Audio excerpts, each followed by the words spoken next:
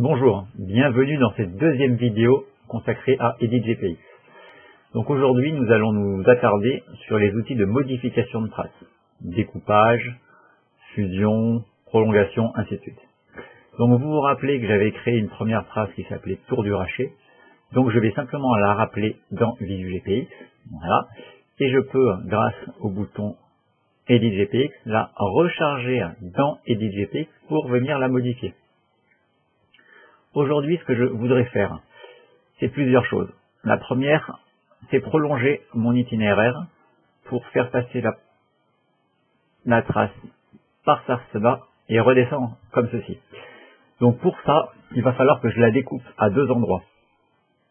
À cet endroit-là et à cet endroit-là. Donc j'utilise l'outil de découpe.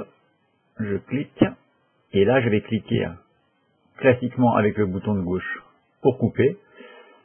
Et l'outil de découpe est toujours actif. Je sélectionne ma trace numéro 2 et je la découpe à son tour ici.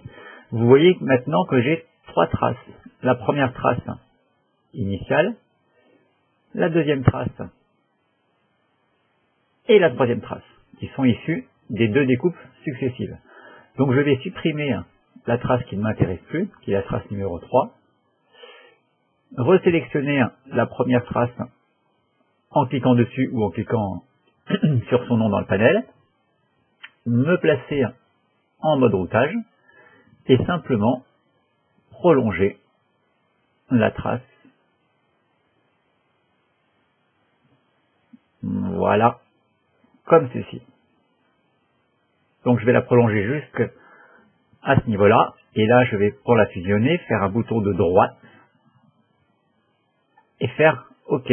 Vous voyez maintenant que je n'ai plus qu'une seule trace qui s'appelle Tour du Racher, qui fait maintenant 29,4 km et 1020 mètres de dénivelé. Alors je voudrais, en plus de l'avoir rallongé, changer son sens.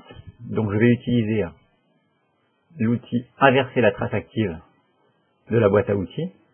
Vous voyez que le profil s'est directement inversé et que maintenant je tourne dans l'autre sens. Encore un petit détail. Je ne voudrais pas partir de Grenoble, mais habitant Coran, je voudrais partir de Coran. Je peux pour ce utiliser l'outil changer le point de départ de la trace active. Voilà. Et en cliquant simplement à l'endroit, je peux simplement changer le départ. Et vous voyez maintenant que ma trace part bien du nouveau départ et boucle jusqu'à son arrivée. Donc j'ai utilisé les fonctions de modification de trace. Je vais maintenant pouvoir enregistrer mon résultat, soit en téléchargeant le fichier, soit en créant une nouvelle analyse dans VisuGPX, soit en remplaçant l'ancienne analyse dont était issu le fichier de base, rappelez-vous. Voilà, je vous remercie pour votre attention.